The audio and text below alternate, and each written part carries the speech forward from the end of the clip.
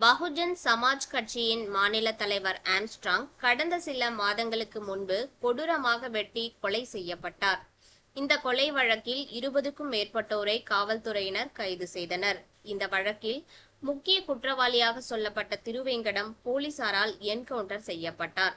பின்பு அவ்வப்போது இந்த வழக்கில் தொடர்புடைய குற்றவாளிகள் மற்றும் சரித்திர பதிவேடு குற்றவாளிகளை காவல்துறையினர் கைது செய்வதும், காக்காத்தோப்பு பாலாஜியை என்கவுண்டர் செய்ததும் நாம் அனைவரும் அறிந்ததே.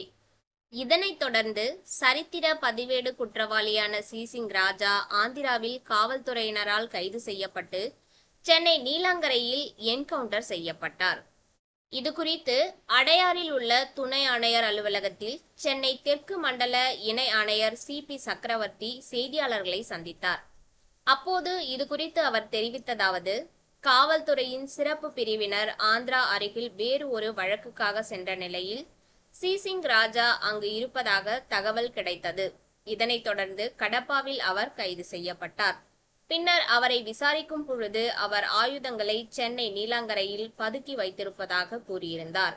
அதன் அடிப்படையில் சிசிங் ராஜா பதுக்கி வைத்திருந்த ஆயுதங்களை எடுப்பதற்காக நீலாங்கரைக்கு அவரை அழைத்து சென்று விசாரிக்கும் பொழுது அவர் அங்கே பதுக்கி வைத்திருந்த துப்பாக்கியை எடுத்து சப் இன்ஸ்பெக்டரை 2 முறை சுட்டுள்ளார். எனவே தற்காப்புக்காக எங்களது காவலர்கள் அவரை மார்பு மற்றும் மேல் வயிறு பகுதிகளில் சுட வேண்டிய நிலை ஏற்பட்டது.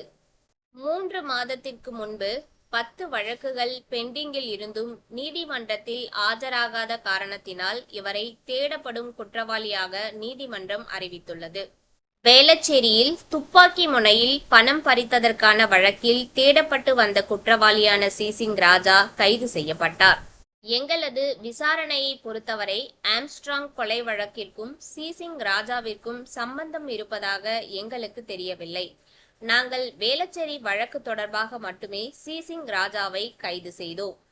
குற்றவாளியை பிடித்து நீதிமன்றத்தில் ஒப்படைப்பதே எங்களது நோக்கம். ஆனால் வேறு வழி இல்லாமல் தற்காப்பிற்காக அவரை சுட வேண்டிய நிலை ஏற்பட்டது என்று காவல்துறை தரப்பில் விளக்கம் அளிக்கப்பட்டுள்ளது.